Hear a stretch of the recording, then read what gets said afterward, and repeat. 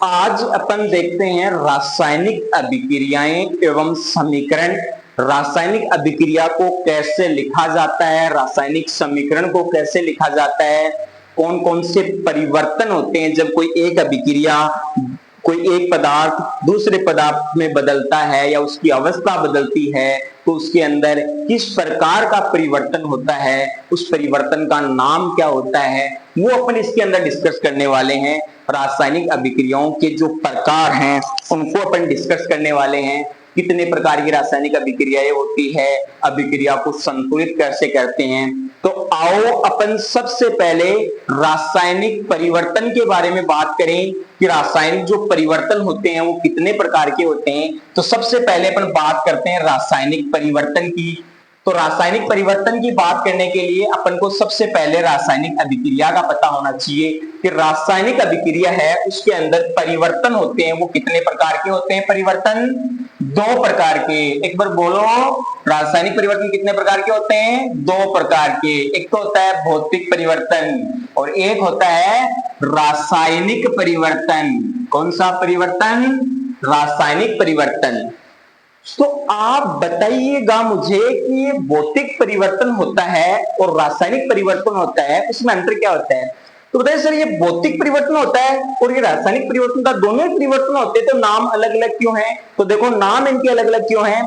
भौतिक का मतलब होता है फिजिकली, यानी बाह्य आकार। यदि बाहर से कोई परिवर्तन हो रहा है, बाहर से कोई भी परिवर्तन, जैसे मान लो अपना शरीर है, इस शरीर में बाहर से क्या परिवर्तन हो रहा है, उस परिवर्तन की यदि अपन बात करें तो जैसे मान लो कि बाहर से कोई रंग रूप चेंज हो गया, गंध चेंज हो गई, उसकी अवस्था चेंज हो गई, तो ऐसे को अपन भौतिक परिवर्तन बोलते हैं। और पदार्थ ही चेंज हो गया, पदार्थ ही चेंज हो गया, पहले कुछ और था बन गया कुछ और, तो ऐसे परिवर्तन में रासायनिक परिवर्तन बोलते हैं। तो यदि भौतिक परिवर्तन की बात करें तो अपन भौतिक परिवर्तन में बोलेंगे कि बाह्य आकार, फिजिकली रूप से बाह्य आकार उसका परिवर्तित हो गया। तो बाहर से होने वाले परिवर्तन, जैसे मान लो कि गंध चेंज हो सकती है, उसकी रंग चेंज हो सकता है, उसकी अवस्था चेंज हो सकती है, गंध रंग अवस्था ये चेंज हो जाए तो ऐसे को अपन भौतिक परिवर्तन बोलते हैं। तो बोले सर इसमें दूसरा क्या? बोले दूसरा ये है कि भौतिक परिवर्तन होता है ना, उसके अंदर अपन ये कहते हैं कि पदार्थ चेंज नहीं होता, पदार्थ चेंज नहीं होता, रंग चेंज हो सकता है, रूप चेंज हो सकता है, गंध चेंज हो सकती है, अवस्था चेंज हो सकती है, पदार्थ सेम रहेगा। तो बोले सर क्या नया पदार्थ बनेगा? बिल्कुल नहीं। किसने बताया नया पदार्थ बनेगा? बिल्कुल नहीं बनेगा।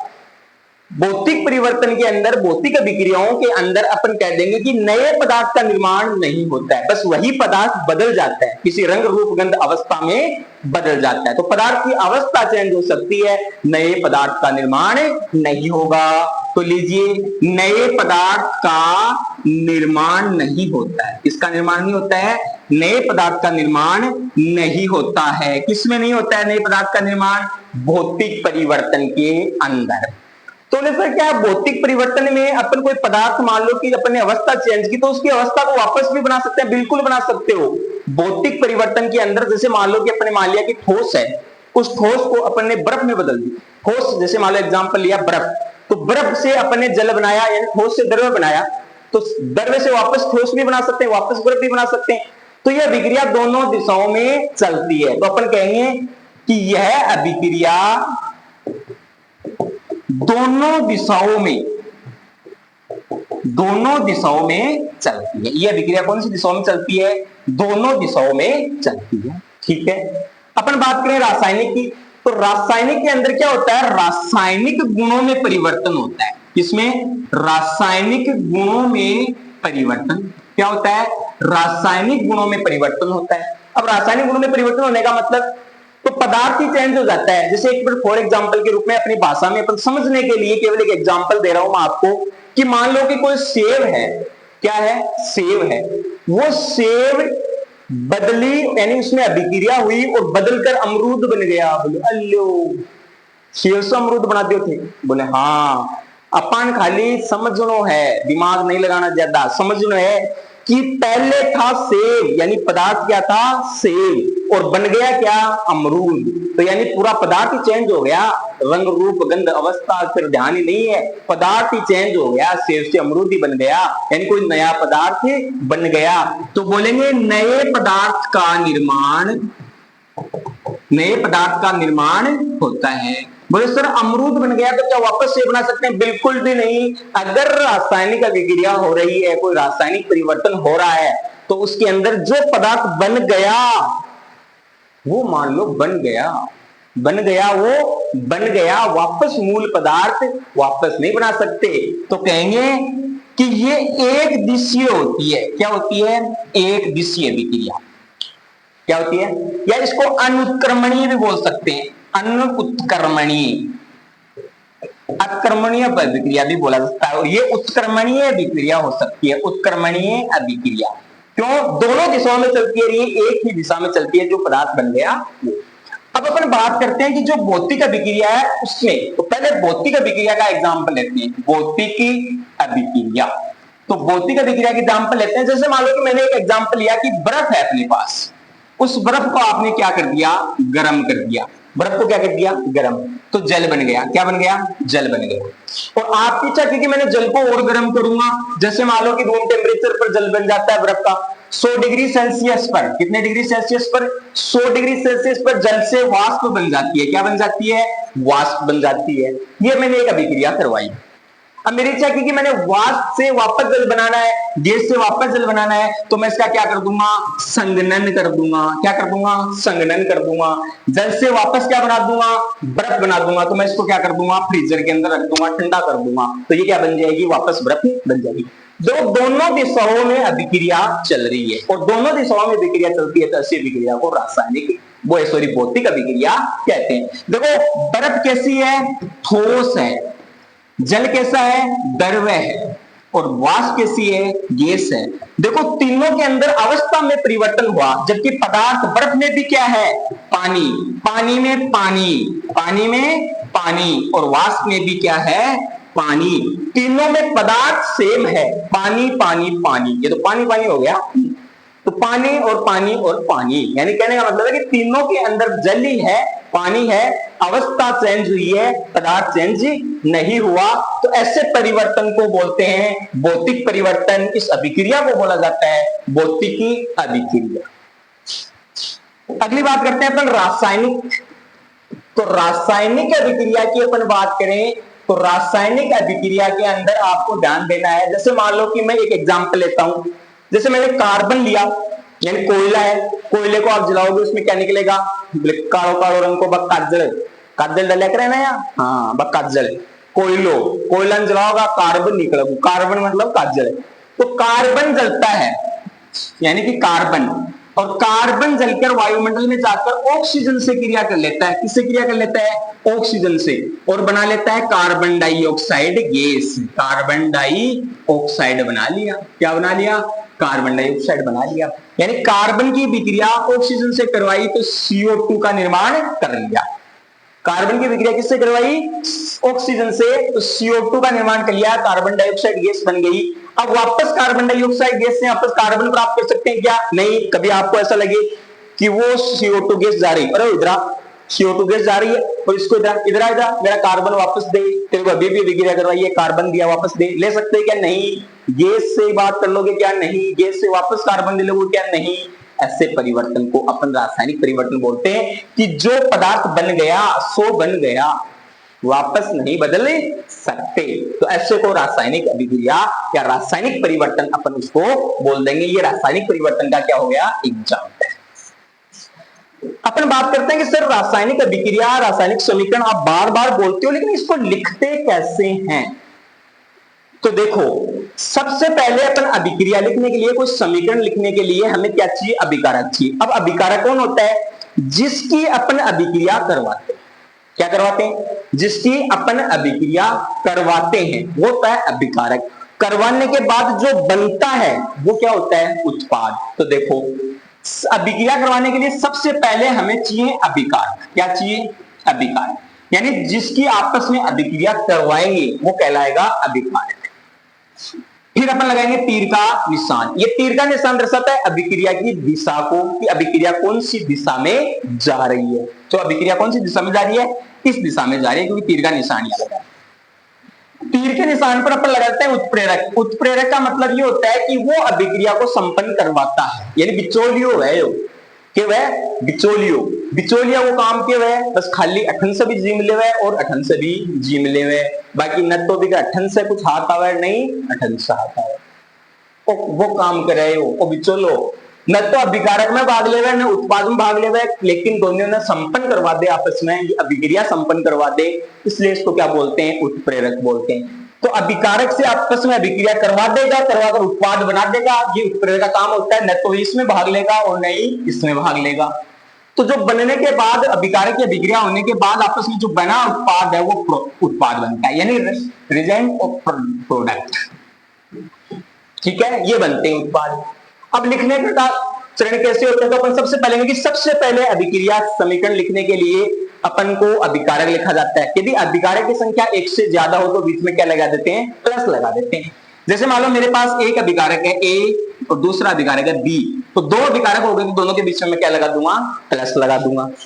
फिर मान लो कि मैंने इसको तीर का निशान लगाया और ये अभिक्रिया मान लो कि गर्म करने से संपन्न हो गई है। क्या कर रहे हैं, इसको गर्म कर रहे हैं। तो यदि गर्म करने से संपन्न हो रही है तो मैं कह दूंगा कि इसको गर्म कर दूंगा। गर्म का चिन्ह क्या होता है, ये इसका ये चिन्ह होता है ना, किसका होता है, गर्म का। किसका होता है, ये गर्म करने का। तो उत्प्रेरक लिखा। अब उत्प्रेरक ये दोनों आपस में गर्म होकर मान लो ए बी बना लिया। क्या बना लिया, ए बी। ये बन गया आपका उत्पाद, ये क्या हो गया, अभिकारक। तो एक रासायनिक समीकरण होगी। मान लो जरूरी थोड़ी ना कि अभिकारक दो ही हो ना, बिल्कुल नहीं। अभिकारक 1 2 3 कितने भी लिख दो, जितने अभिकारक होंगे वो सब प्लस लगा लगा के लिख दिए जाएंगे। फिर उत्प्रेरक आ जाएगा। उत्प्रेरक के बाद में मान लो कि ए बी सी डी बन गया, तो ये एबीसी बन गया, ये उत्पाद हो गया। बोले सर क्या उत्पाद एक ही बनता है क्या, बिल्कुल नहीं। ए बी मान लो बीसी की अभिक्रिया करवाते हैं तो ये बन सकता है, जैसे मान लो कि AC plus BD, AC plus BD. एक उत्पाद से एक भी हो सकता है, एक से ज्यादा भी हो सकते हैं। अभिकारक एक हो सकता है, एक से ज्यादा भी हो सकते हैं। तो ज्यादा होंगे तो इनको किससे लिख दिया जाएगा, प्लस से लिख दिया जाएगा। तो ये एक प्रकार की अपन समीकरण को लिख सकते हैं। तो सबसे पहला चरण अभिकारक को लिखा जाएगा। अभिकारक एक से ज्यादा होंगे तो बीच में प्लस का चिन्ह लगाया जाएगा। फिर अपन तीर का निशान लगाएंगे। तीर का निशान क्या करता है, अभिक्रिया की दिशा को बताता है।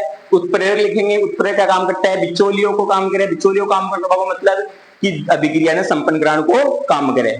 उसके बाद उत्पाद लिखा जाता है। तो जो अभिक्रिया होने से जो बना है वो क्या है, उत्पाद है। तो अपन ने ये समीकरण लिखी। उत्पाद की संख्या यदि एक से ज्यादा होगी तो अपन बीच में प्लस का निशान लगाकर लिख देंगे। अब अपन बात करते हैं भौतिक संकेतों की। इसकी भौतिक संकेत, भौतिक संकेत क्या होते हैं। मान लो कि कोई पदार्थ ठोस अवस्था में है, तो यदि कोई पदार्थ ठोस अवस्था में है तो उसको कैसे लिखोगे। तो मैं कहता हूं कि यदि कोई पदार्थ आपको ठोस अवस्था के अंदर दे रखा है तो आप उसके नीचे छोटा सा स्मॉल में एस लिख दोगे। क्या कहलाएगा, ये ठोस अवस्था को दर्शाएगा। यदि कोई पदार्थ आपके पास द्रव अवस्था में है तो उसके नीचे स्मॉल एल लिख दोगे कोष्टक में, तो वो क्या दर्शाएगा कि ये पदार्थ द्रव अवस्था में है, लिक्विड अवस्था में है। यदि कोई पदार्थ आपके पास गैस अवस्था में होगा तो उसके नीचे जी लिख दोगे, तो क्या दर्शाएगा कि वो दर्शाएगा कि वो कौन सी अवस्था में है, गैस अवस्था में है। और यदि कोई जलीय विलयन अवस्था में हो, जलीय अवस्था हो, जलीय विलयन अवस्था हो तो उसके नीचे ए क्यू लिख दोगे, एक्वस विलयन लिख दोगे, यानी कि वो जलीय अवस्था को दर्शा रहा है। जैसे समीकरण की बात करें कि मान लो कि ए कोई है वो ठोस अवस्था में है, बी है वो मान लो कि आपके पास गैस लिक्विड अवस्था में है। किस अवस्था में है, लिक्विड अवस्था के अंदर है, तो ये लिक्विड के नीचे एल लगा दिया। मान लो कि अपने पास सी बना वो गैस अवस्था में है और मान लो कि डी बना वो विलीन अवस्था में है, जलीय अवस्था में है। तो इस तरीके से उनकी अभिक्रिया के बीच में अपन भौतिक संकेतों को लिख देंगे ताकि अपन को ये पता चल जाए कि कौन सी अवस्था के अंदर वो होते हैं। तो इतना लिख लिया। इतना समझने के बाद अपन बात करते हैं कुछ समीकरणों की।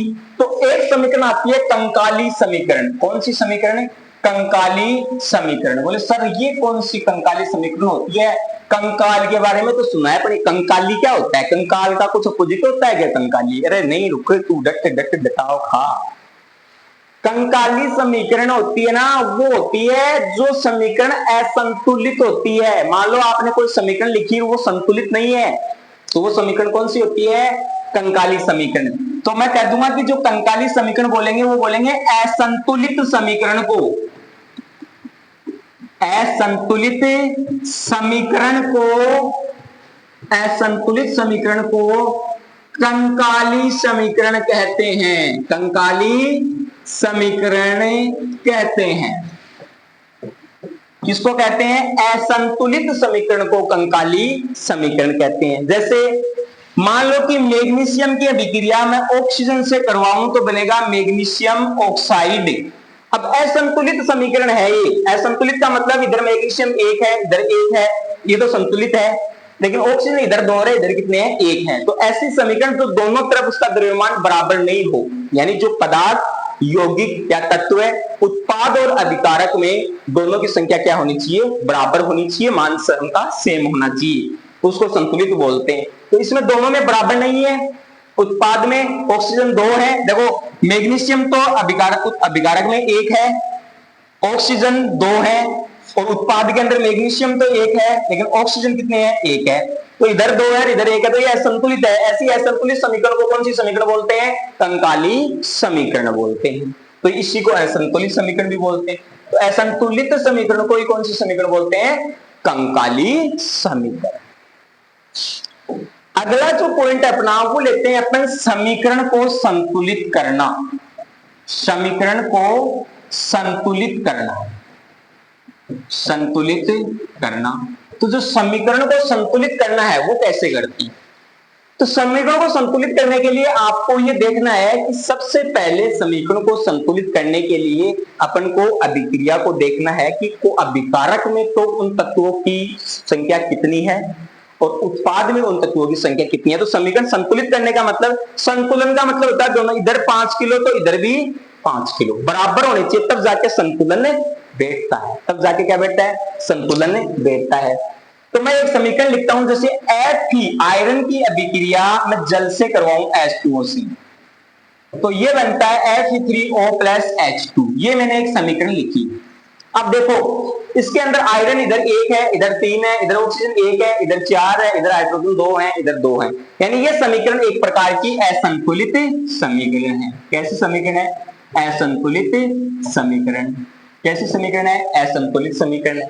अपन को करना है समीकरण को संतुलित। तो समीकरण को संतुलित करने का मतलब होता है कि न तो द्रव्यमान का निर्माण हो सकता और न ही द्रव्यमान को उत्पन्न किया जा सकता। तो क्या होता है? अपन कहते हैं कि उत्पाद और अभिकारक में तत्वों की संख्या समान होनी चाहिए। तो देखो अपन को संतुलित समीकरण को संतुलित करने के लिए कोई भी समीकरण को सबसे पहले ये देखना, सीधा सा तरीका, सिंपल सा फंडा बताऊंगा, जिंदगी में कभी नहीं भूलोगे, और भूल गए तो मेरा कोई जवाबदारी क्या होती है? भूल गए तो भूल गए, बिल्कुल नहीं भूलोगे। मैं कहता हूं मेरी जवाबदारी है, ध्यान से सुनो, बिल्कुल नहीं भूलोगे। हाइड्रोजन ऑक्सीजन की संख्या एक बार भूल जाओ, हाइड्रोजन ऑक्सीजन को इस समीकरण से भूल जाओ। बचे दो तत्व हैं उनको पहले संतुलित करो। तो बचा तत्व कौन है? आयरन है। तो पहले सबसे पहले आयरन का संतुलन करते हैं। तो मैंने लिखा आयरन का संतुलन। तो आयरन संतुलित करते हैं तो पहले ये अभिक्रिया उतारेंगे Fe + H2O, फिर अभिक्रिया कराएंगे तो Fe3O4 + H2। अब देखो इधर आयरन इधर कितने? 1, इधर कितने? 3। तो यहां पर कितने लगा दूं? 3। तो देखो दोनों तरफ आयरन क्या हो गई? 3। अब और कोई तत्व बचा नहीं हाइड्रोजन ऑक्सीजन के अलावा, तो पहले ऑक्सीजन का संतुलन कर लेते हैं। तो ऑक्सीजन का संतुलन, तो ऑक्सीजन का जब संतुलन करते हैं तो देखो ऑक्सीजन के संतुलन में ये समीकरण यहां उतार लूंगा, तो 3Fe + H2O तो बन जाएगा Fe3O4 + H2। अब देखो इधर ऑक्सीजन 1 है और इधर ऑक्सीजन 4 है, तो यहां पर कितने लगा दूं? 4। तो इधर ऑक्सीजन कितने हो गए? 4। इधर भी ऑक्सीजन कितने हैं? 4। अब मेरे को ये संतुलित समीकरण करनी है हाइड्रोजन का संतुलन। तो हाइड्रोजन का संतुलन, तो हाइड्रोजन के संतुलन में अपन को ये समीकरण उतार लेनी है, 3Fe + 4H2O, फिर इधर देखो Fe3O4 + H2। अब देखो अभी उत्पाद में तो हाइड्रोजन की संख्या 2 है और अभिकारक में हाइड्रोजन की संख्या 8 है। देखो 4 दूनी 8, तो यहां पर कितना लगा दूं? 4। पूरी समीकरण क्या हो गई? संतुलित। तो ये समीकरण थी संतुलित और ये समीकरण है ये संतुलित और ये समीकरण है संतुलित समीकरण। कौन सी समीकरण? संतुलित समीकरण। तो कोई भी समीकरण को संतुलित करना है तो अपन इस तरीके से कर सकते हैं। चलो इसका एक एग्जांपल और देखते हैं। मैं एक श्वसन समीकरण लिखता हूं, श्वसन अभिक्रिया C6H12O6। इसकी अभिक्रिया मैं करवाता हूं O2 से, ऑक्सीजन से, तो बनता अपने पास CO2 प्लस H2O। ये अपने पास एक समीकरण दे रखी है। अब अपन बात करते हैं कि इस समीकरण को संतुलित करना है तो सबसे पहले हाइड्रोजन ऑक्सीजन को छोड़कर बाकी तत्वों को संतुलित करेंगे। तो बाकी तत्व कौन है यहां पर बताओ? कार्बन। क्या है? कार्बन। तो उत्पाद के अंदर कार्बन की संख्या 1 है और अभिकारक में कितनी संख्या है? 6 है। तो बताओ इसका संतुलन कैसे होगा? उधर 6 है इधर 1 है, तो कार्बन को इधर 6 करने के लिए यहां पर कितने लगा दूंगा? 6। दोनों तरफ क्या हो गई? संतुलित हो गई। देखो इसको अलग कलर से दिखाते हैं ताकि आपको पता चल जाए। यहां पर कितने लगा दिए मैंने? 6 लगा दिए। ठीक है। अब देखो इधर ऑक्सीजन इधर कितने हैं? 8 और इधर कितने हैं? 1। या हाइड्रोजन को संतुलित करें तो पहले इधर कितने हैं? 12 और इधर कितने हैं? 2। तो यहां पर 6 लगाते कितने हो गए? 6 दूनी 12। अब इधर ऑक्सीजन कितने हैं? 6 और 6 दूनी 12। देखो 6 से ये गुणा होगी तो 6 दूनी 12 और प्लस 6 कितनी होगी? 18। और इधर भी कितने हैं? 6 और 2 कितनी है? 8 ही है। तो यहां पर 6 लगाते कितनी हो गई? 6 दूनी 12 और 6 18। तो पूरी समीकरण क्या हो गई? संतुलित हो गई। तो इस तरीके से अपन कोई भी समीकरण को संतुलित करना है तो अपन कर सकते हैं। जैसे फॉर एग्जांपल के रूप में समीकरण लेते हैं कि मैग्नीशियम की विक्रिया में ऑक्सीजन के साथ करवाऊं तो मैग्नीशियम ऑक्साइड बना, लेकिन इसमें मैग्नीशियम 1 है इधर 1 है, संतुलित है। ऑक्सीजन इधर 2 है इधर 1 है, तो इधर 2 बनाने के लिए यहां पर क्या कर दूं? 2 लगा दूं।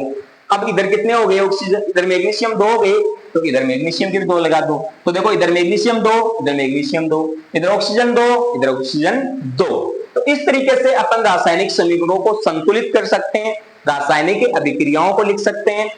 इसके साथ साथ आपको एक चीज और देखनी है, शब्द समीकरण। कौन सी समीकरण? शब्द समीकरण।